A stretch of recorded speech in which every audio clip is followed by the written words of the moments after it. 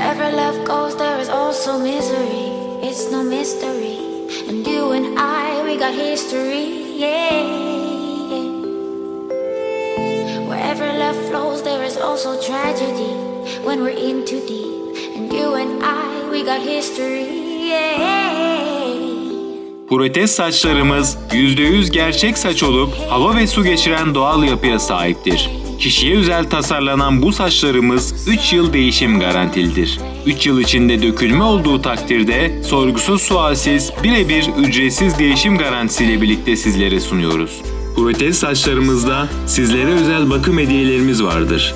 İstanbul içinde olanlar için ofisimizde 6 bakım hediye, İstanbul dışından gelenler için ise 1 yıllık bakım setini hediye ediyoruz.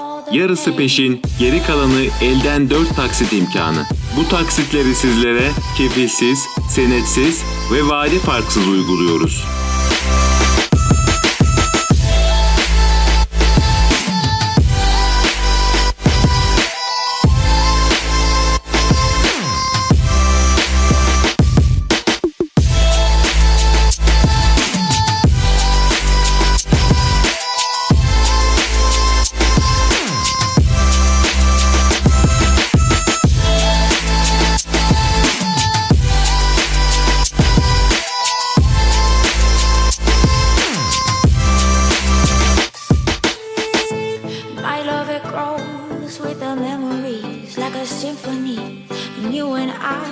History, yeah.